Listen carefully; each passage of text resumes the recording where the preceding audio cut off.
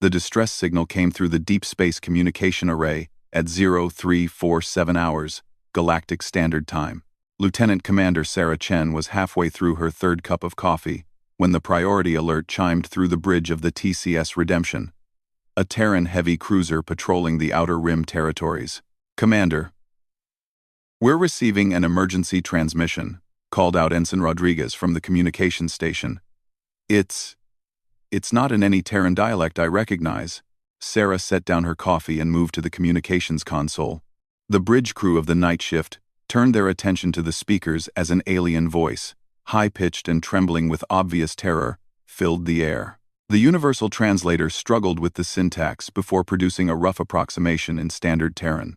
"Please, anyone who receives this message, we are the Kythera research vessel Distant Hope. Our colony on Kepler 442c is under attack. The Vraktar have found us. They are slaughtering everyone. Women, children, elderly. Please, if there are any civilized species listening, we need help. We cannot fight them. They are too strong. Too many." The message repeated 3 more times before cutting to static. Sarah felt a chill run down her spine. She had heard of the Kythera through diplomatic channels, a peaceful species of amphibian-like beings who focused on scientific research and had only recently achieved interstellar travel. They were known throughout the galaxy as pacifists who had never developed military technology beyond basic defensive shields. The Vraktar, on the other hand, were notorious. A reptilian warrior race that had been expanding aggressively through the Outer Rim for the past 50 years, enslaving or exterminating any species they encountered. Most galactic powers avoided them entirely, considering the cost of intervention too high for species they barely knew. "Rodriguez, triangulate the source of that transmission," Sarah ordered. "Helm, plot a course to those coordinates, and get me Captain Morrison." "Ma'am, those coordinates put us in disputed space," warned Lieutenant Commander Park from the navigation station.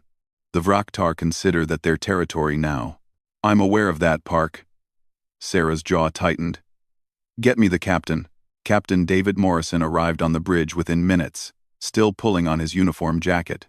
At 55, he was a veteran of the Proxima border conflicts and had earned his reputation as both a brilliant tactician and a man who never abandoned those in need. "What's our situation, Commander Chen?" Sarah replayed the distress call. Morrison listened in silence, his weathered face growing grimmer with each repetition. When it finished, he stared out at the star field visible through the main view screen. "Distance to the source?" he asked quietly. 18 hours at maximum warp, sir," reported Park. "Any other ships in the area?" "Negative, sir. The nearest Terran vessel is the patrol frigate Wellington, but she's 4 days out. There's a Centauri diplomatic convoy about 36 hours away, but they're not equipped for combat operations." Morrison nodded slowly. The bridge crew waited in tense silence. Everyone knew what the captain was thinking. The TCS Redemption was alone, facing a decision that could spark an interstellar incident or save thousands of innocent lives. "Sir," Sarah said quietly, "the Kythera have never harmed anyone. They're pure researchers. Their entire culture is built around peaceful exploration and scientific advancement. I know who they are, Commander." Morrison's voice was steady, but Sarah could hear the weight of command in his words. "I also know the Vraktar. They don't take prisoners, they don't negotiate, and they sure as hell don't show mercy to civilians." The captain moved to his command chair and sat down heavily. "Helm, set course for the Kepler system, maximum warp. All hands to battle stations. Commander Chen, I want a full tactical assessment of our capabilities versus known Vraktar fleet compositions, and contact Terran Command. Let them know we're responding to a humanitarian crisis." The bridge erupted into controlled activity as the crew prepared for what could be their final mission.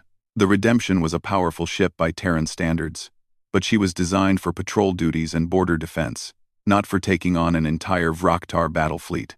As the stars streaked past the viewports, Sarah found herself thinking about the fear in that alien voice. The Kythera had reached across the void, hoping against hope that someone would care enough to help them. In all her years of service, She had never heard such raw desperation. The journey to Kepler 442c passed in a blur of preparation and planning. Morrison called together his senior staff to review everything they knew about Vraktar tactics and technology. The aliens favored overwhelming force and brutal efficiency. Their ships were heavily armored but relatively slow, designed for planetary bombardment rather than ship-to-ship combat. They'll have established orbital dominance first, explained Commander Torres, the ship's tactical officer. Standard Vraktar doctrine is to destroy all planetary defenses, then land ground forces to eliminate the population. They'll want to keep the infrastructure intact for their own use. How long do you think the Kithara can hold out? Morrison asked. Not long, Torres admitted. Their technology is focused on research and exploration. They've got maybe basic defensive screens and some industrial equipment they could jury-rig into weapons, but nothing that would slow down a Vraktar assault force. Morrison studied the tactical displays, showing the projected Vraktar fleet composition. Intelligence suggested they typically used 3 to 5 heavy cruisers for a planetary assault, supported by numerous smaller vessels and troop transports. We're going to be outnumbered, Sarah observed. Probably. Morrison's tone was matter-of-fact. But we have advantages they won't expect. Terran military doctrine emphasizes speed and adaptability. We've been fighting border conflicts for decades, while the Vraktar have been used to easy conquests of peaceful species. The captain looked around the room at his officers. I won't lie to you. This is going to be the fight of our lives. But those people down there are counting on us. The entire galaxy is watching to see if the Terrans are the kind of species that abandons innocents to slaughter. Sir, interrupted Ensign Martinez from the communications station. We're receiving another transmission from the Kepler system. This time the voice was different. Male, older, speaking in broken standard Terran with a thick accent. To any vessels receiving this transmission. This is Elder Scientist Thisazara of the Kithara colony on Kepler 442c. The Vraktar forces have begun their final assault on our main settlement. Our defensive barriers have failed. They are in the city. Please, if anyone can hear this, remember us. We tried to build something beautiful here. We harmed no one. We only wanted to learn about the stars. The transmission dissolved into the sounds of explosions and screaming before cutting to static. Morrison stood up slowly. All stop. Take us out of warp. Take us out of warp. The ship shuddered slightly as they dropped back into normal space. Through the main view screen, the Kepler system spread before them. A young yellow star with 7 planets, the third of which showed the telltale signs of Vraktar occupation. Orbital platforms hung in space around the world like metallic spiders, and the distinctive energy signatures of Vraktar warships glowed against the planet's atmosphere. Tactical report, Morrison commanded. 5 Vraktar heavy cruisers in orbit, Torres announced, his voice tight. 2 battlecruisers, holding high orbit, probably command ships. Numerous smaller vessels, looks like troop transports and support craft.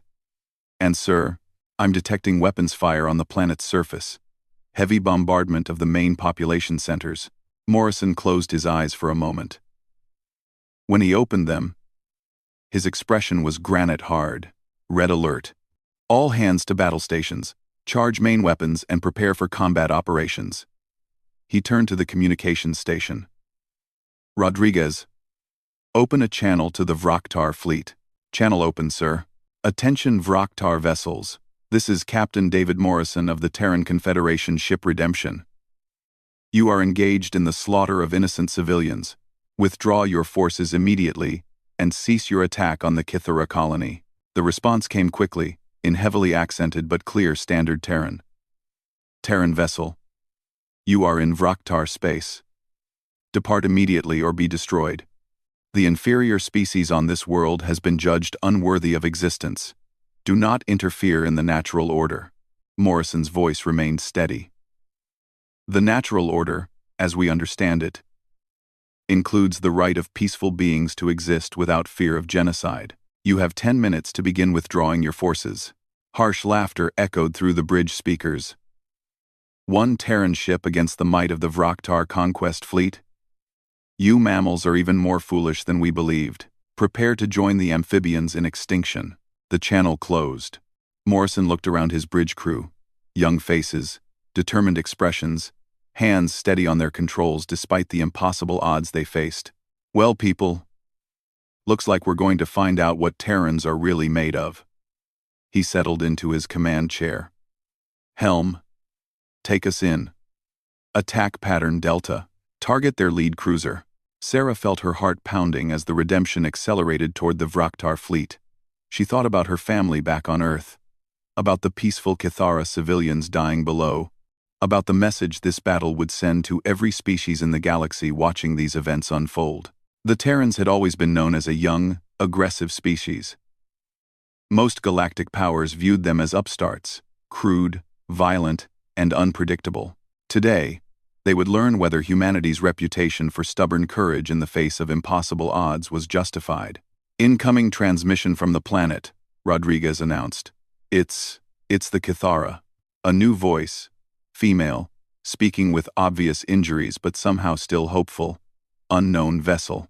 We detect you approaching the Vraktar fleet.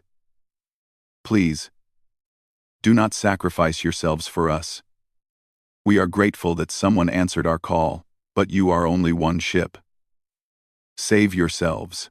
Remember us to the stars. Morrison's expression softened slightly. He nodded to Rodriguez, who opened a return channel. Kithara Colony, this is Captain Morrison. We did not come this far to watch good people die. Hold on down there. The Terran Marines are coming. The first Vraktar heavy cruiser opened fire, sending streams of plasma towards the approaching Terran ship. Morrison smiled grimly as his helmsman began evasive maneuvers. The Redemption dancing between the energy beams with an agility that clearly surprised their attackers. Return fire, Morrison ordered. Show them what human engineering can do. The Redemption's main guns spoke, sending coherent energy beams slicing through space toward the Vraktar fleet. The first shot struck the lead cruiser's shields, causing them to flare and weaken visibly. Direct hit on their primary shield generator, Torres reported with satisfaction. Their defensive screens are down to 60%. But even as the Terran ship scored its first success, the rest of the Vraktar fleet was turning to engage them. The space around Kepler 442c was about to become a battleground that would determine the fate of an entire species, and perhaps define humanity's place in the galactic community forever. Sarah gripped her console as more enemy ships opened fire. Through the chaos of battle, one thought echoed in her mind. Today, the galaxy would learn what it meant to face Terran determination in defense of the innocent. The real fight was just beginning. The TCS Redemption shook violently as Vraktar plasma fire struck her starboard shields. Captain Morrison gripped his command chair as damage reports flooded the bridge. The single Terran ship was facing impossible odds, but every person aboard knew they were humanity's representatives in this moment, and they would not be found wanting. Shields down to 40%, Commander Torres reported, his fingers flying over the tactical console. But we've taken out 2 of their escort vessels and damaged their lead cruiser's weapons array. Morrison nodded grimly. The Redemption's advanced weaponry and superior maneuverability were serving them well. But sheer numbers would tell eventually. The Vraktar fleet was adapting to human tactics, beginning to coordinate their fire in ways that made evasion increasingly difficult. Captain, I'm receiving multiple transmissions from the planetary surface, Rodriguez announced. The Kithara are. They're cheering. Sir, they can see our battle from their shelters. Through the static and chaos of battle, fragments of alien voices reached the bridge. The Terrans came. They actually came. One ship against an entire fleet. For us, Sarah felt a surge of determination. These people had given up hope, accepting their fate, until humanity had arrived. The responsibility was overwhelming, but it also filled her with a fierce resolve she had never experienced before. Sir, I've got an idea, she said suddenly. The Vraktar are used to fighting species that match their tactics, heavy ships trading blows at close range. What if we use their expectations against them? Morrison glanced at her while calling out orders to Helm. Explain quickly. Commander, we make them think we're retreating, draw their fleet away from the planet. Once we've pulled them into pursuit formation, We can use our speed to hit their rear elements while they're strung out. That's suicide, Taurus objected. We'd be running directly into their crossfire. Maybe, Sarah agreed. But it might give the Kythera enough time to evacuate their civilians. And if we're going down anyway, Morrison considered for exactly 3 seconds. Do it. Helm. Come about. Make it look like we're running. Quote, the Redemption suddenly accelerated away from the planet, her engines burning at maximum output. To the Vraktar, it appeared that the single Terran ship had finally realized the hopelessness of its situation and was attempting to flee. Prey runs, came the harsh voice of the Vraktar fleet commander over the communications channel. All ships pursue. Do not let the mammals escape to spread word of their failure. Just as Sarah had predicted, the Vraktar fleet abandoned their tight formation and streamed out in pursuit, their heavier ships falling behind while the faster escorts raced ahead. Morrison waited until the enemy formation was completely strung out before giving the order that would either save the day or ensure their destruction. All stop, come about, attack pattern Omega. The Redemption spun on her axis with impossible grace, her inertial dampeners straining to keep the crew conscious during the violent maneuver. Suddenly, instead of fleeing, she was charging directly at the lead Vraktar pursuers. The aliens, caught completely off guard by the sudden reversal, had only seconds to react. The Redemption's main guns, charged to full power during their apparent retreat, opened fire at point-blank range on the lead escort vessel. The Vraktar ship simply disappeared in a ball of superheated plasma. Target the second escort, Morrison commanded, his voice calm despite the chaos around them. We need to punch through their line before the heavy cruisers can catch up. But the Vraktar were adapting quickly. The remaining escort vessels spread out, trying to bracket the Terran ship with crossfire, while the cruisers closed distance. Plasma beams lanced through space, some missing by mere meters, as the Redemption's helmsman pushed the ship's agility to its absolute limits. Shields down to 15%, Torres warned. We can't take much more of this. That's when the unexpected happened. Captain, Rodriguez called out, his voice filled with amazement. I'm detecting weapons fire from the planet's surface. The Kythera. They're fighting back. On the main screen, brilliant flashes of light could be seen erupting from the planet's surface, reaching up toward the Vraktar orbital platforms. The peaceful scientists had jury-rigged their research equipment into improvised weapons, particle accelerators, mining lasers, even modified atmospheric processors that could project focused energy beams into space. Impossible, breathed the Vraktar commander's voice over the open channel. The amphibians have no military technology. They do now, Morrison replied with grim satisfaction. You taught them the necessity of violence. They're fast learners. The Kythera attacks were largely ineffective against heavily armored Vraktar ships, but they served a crucial purpose. They forced some of the enemy vessels to remain near the planet to suppress the ground-based resistance, preventing them from joining the pursuit of the Redemption. Still, the odds remained overwhelming. The Terran ship was taking damage faster than her repair systems could compensate, and her weapons were running low on power. Morrison knew they had bought the Kythera some time, but unless a miracle occurred, both species were doomed. That miracle came from an unexpected source. Captain, Rodriguez announced, his voice tight with excitement. Multiple ships dropping out of warp. I count 12 vessels, configuration unknown, but they're broadcasting Kythera identification codes. On the main screen, sleek ships appeared as if materialized from empty space. Unlike the industrial vessels of the colony, these ships had an aggressive, purposeful design. Their hulls gleamed with advanced armor plating, and weapon ports were clearly visible along their sides. Sarah stared in amazement. Who are they? The answer came from the lead vessel in perfect standard Terran. Terran Ship Redemption. This is Captain Ves's Tie of the Kythera Defense Force vessel, Rising Tide. We apologize for our delay. We were conducting deep space research when we received our colony's distress call. Morrison's eyes widened. Defense Force? I thought the Kythera were pacifists.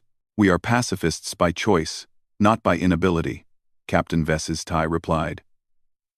We have watched species like the Vraktar expand through genocide for too long. Some of us believed it was time to develop the means to defend our people and our allies. We have been secretly building a fleet for this day. The Vraktar commander's voice cut through the communications chatter. More prey arrives. Destroy them all. But the arrival of the Cathara Defense Force had changed the tactical situation completely. The 12 ships moved with obvious coordination and skill, their weapons systems clearly designed by a species that understood the science of warfare, even if they had never practiced it extensively. Terran vessel. Captain Vesistai continued. We have monitored your brave stand against impossible odds. Will you fight alongside us to drive these murderers from our space? Morrison didn't hesitate. It would be our honor, Captain. What do you need us to do? Your ship's speed and maneuverability are impressive. We will engage their heavy units. Can you use your agility to eliminate their support vessels? Consider it done. The battle that followed would be remembered in both Terran and Cathara history as the moment two species learned they could trust each other completely. The Cathara ships, while newly built, incorporated centuries of scientific knowledge into their design. Their weapons were precise and devastatingly effective. Their shields nearly impenetrable when properly coordinated. The Redemption, meanwhile, proved that human unpredictability and tactical innovation could overcome any technological disadvantage. Time and again, the Terran ship appeared where the Vraktar least expected it, striking with surgical precision before vanishing into the chaos of battle. Direct hit on the Vraktar flagship, Torres reported with fierce satisfaction. Their command vessel is venting atmosphere, but the Vraktar were not finished. Their most dangerous weapon was not their ships or their technology. It was their absolute refusal to accept defeat. Rather than retreat, they began targeting the planet itself with their heaviest weapons. They're preparing to bombard the civilian shelters, Sarah realized in horror. If they can't conquer the planet, they'll destroy it. Negative. Captain Vesistai's voice cut through the communications channel. We will not permit genocide today. 3 Cathara ships broke formation and positioned themselves directly between the Vraktar heavy cruisers and the planet. Their shields flared as they absorbed massive plasma blasts meant to scorch the surface below, but they held their position. Vesistai, your ships can't take that kind of punishment, Morrison warned. Then we must end this quickly. All ships, concentrate fire on the Vraktar command vessel. If we eliminate their leadership, the others may withdraw. The combined Terran-Cathara fleet converged on the massive Vraktar battlecruiser. The alien ship was a monster, 3 times the size of any other vessel in the battle, bristling with weapons and protected by shields that had seemed impenetrable. But it had never faced the combination of human tactical innovation and Cathara scientific precision. Their shield frequency is rotating every 30 seconds, Sarah observed, analyzing the enemy's defensive patterns. But there's a 2-second gap during the transition. If we time it perfectly. All ships, target lock on the Vraktar command vessel. Morrison broadcast. Fire on my mark. 3, 2, mark.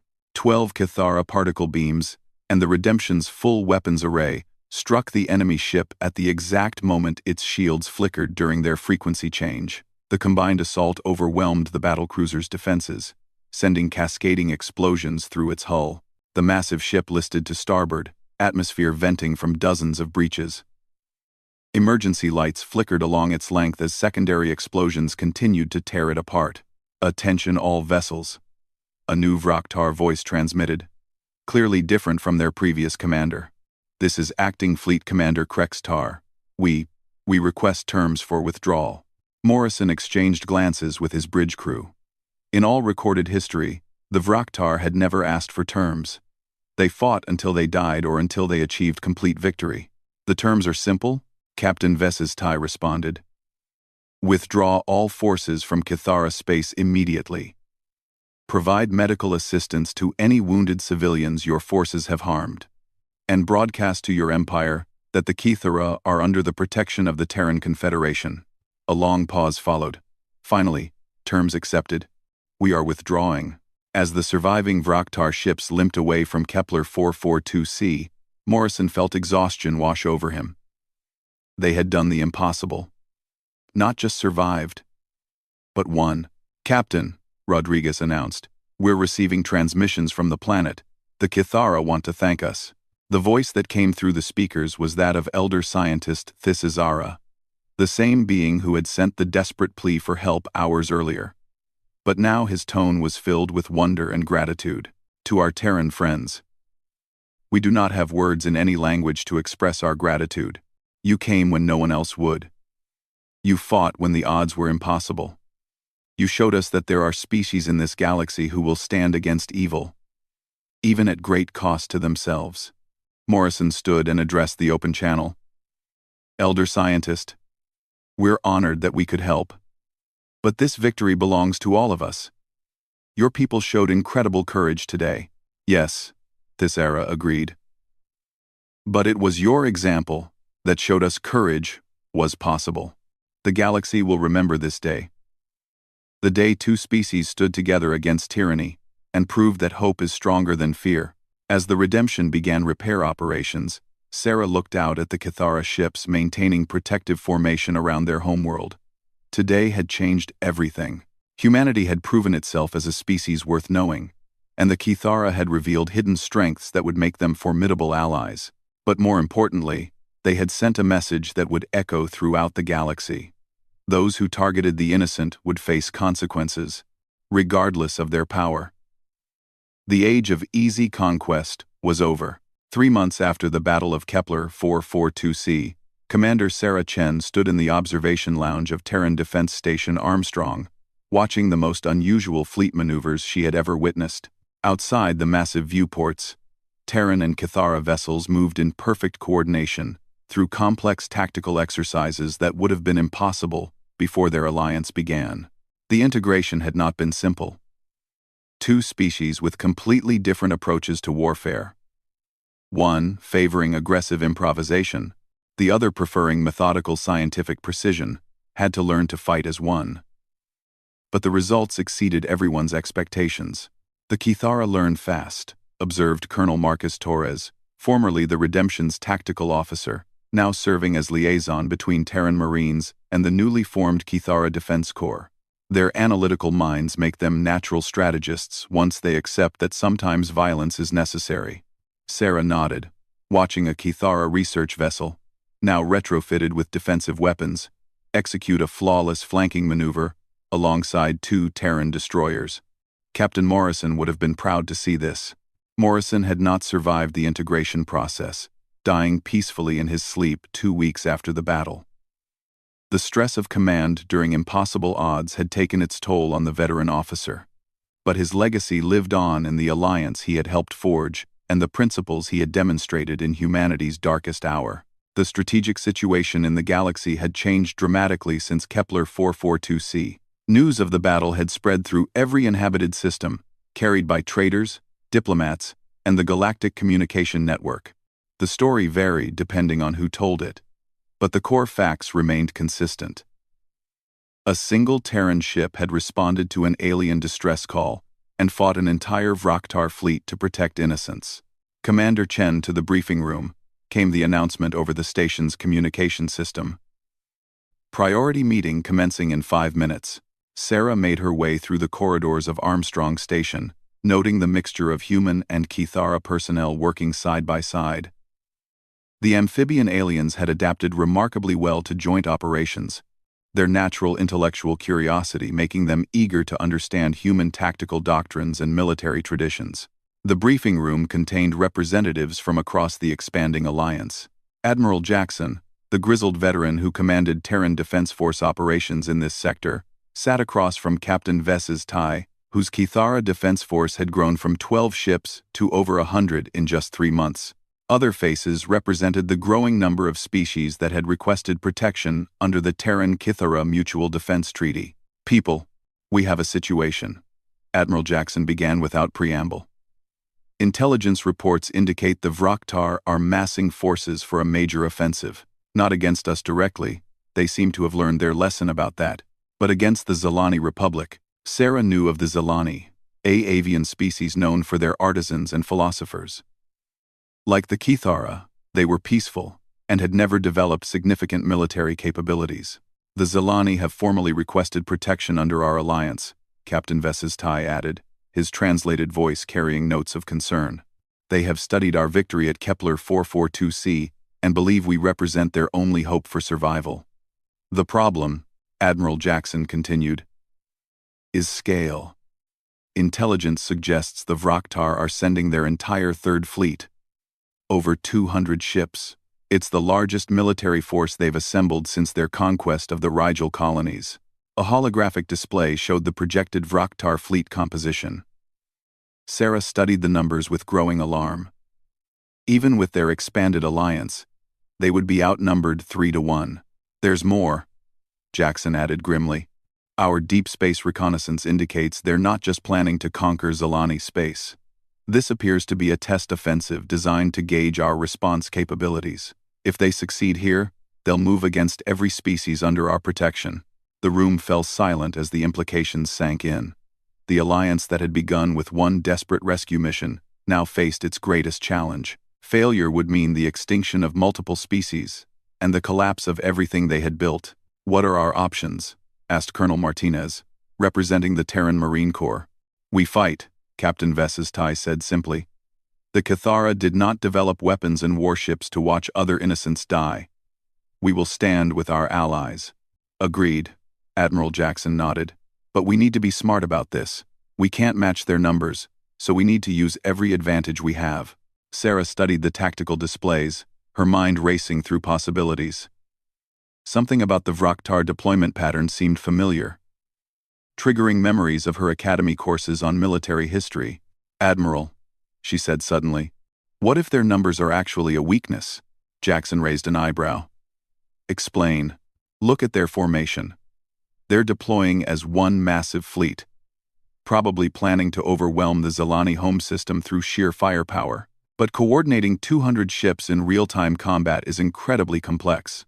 The larger the force, the more difficult it becomes to adapt to changing tactical situations. Captain Vesistai's gill slits fluttered in what Sarah had learned was a sign of intense concentration among his people. You are suggesting we use their size against them? Exactly. If we can force them to fight in multiple locations simultaneously, their coordination will break down.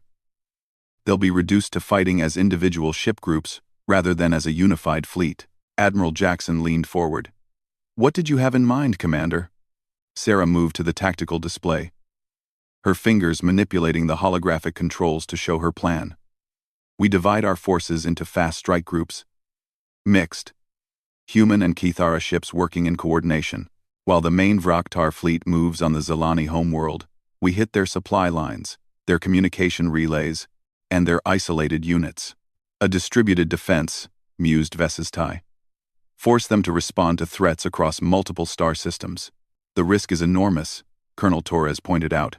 If we scatter our forces and they concentrate theirs, then we lose anyway, Sarah interrupted. But at least this way we have a chance. Admiral Jackson studied the plan for several minutes before nodding slowly. It's audacious. Risky as hell.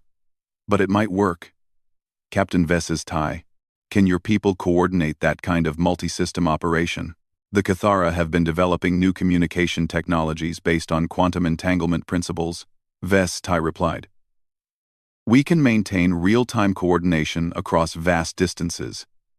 It is one advantage our scientific background provides. Then we do it. Jackson stood up. All fleet commanders are to prepare their ships for immediate deployment. We have 72 hours before the Vraktar reach Zalani space.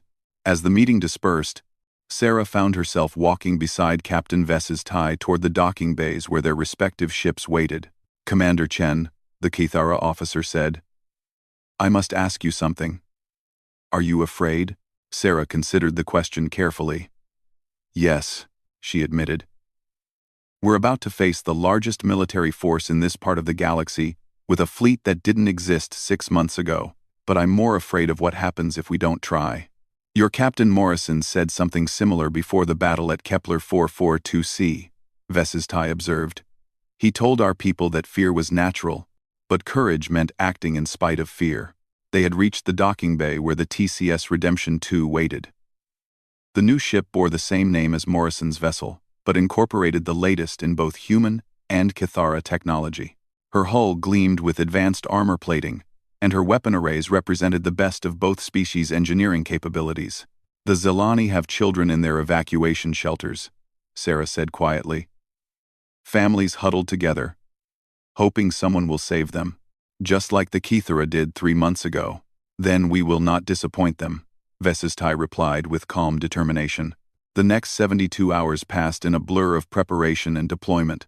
Strike groups consisting of mixed Terran and Kithara vessels spread out across a dozen star systems, positioning themselves to intercept Vraktar supply convoys and communication nodes. The coordination required was staggering. But the quantum communication systems developed by Kithara scientists allowed for real-time tactical adjustments across impossible distances. When the Vraktar Third Fleet finally arrived in Zelani space, they found not the helpless prey they expected, but the opening moves of the most complex military campaign in galactic history. The first phase went exactly as planned. As the massive enemy fleet moved toward the Zelani homeworld, smaller Vraktar units throughout their territory found themselves under attack by fast-moving Terran Kithara strike forces. Supply convoys disappeared, communication relays went silent, and isolated garrison forces simply vanished. "Status report," Admiral Jackson demanded from his flagship, as reports flooded in from across the operational area. 17 successful strikes in the past 6 hours, reported his intelligence officer. "Enemy communications are in chaos. They're trying to coordinate responses to attacks across 11 star systems simultaneously. But the Vraktar were not passive victims. Their fleet commander, Admiral Krextar, the same officer who had surrendered at Kepler 442c, had learned from his previous defeat.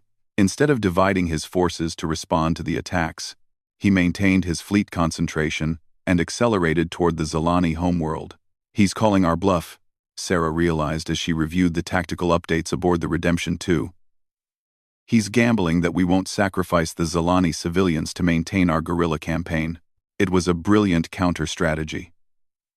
If the Alliance allowed the Vraktar to bombard the Zelani homeworld, their credibility as protectors would be destroyed.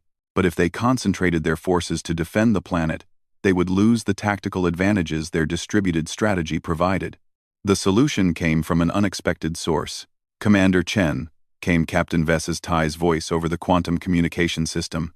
"We have received a transmission from the Zelani homeworld. They have a proposal." The transmission was from Elder Counselor Kithari, the leader of the Zelani Republic. Her voice was melodic, despite the translation software, carrying the natural musical quality of her species.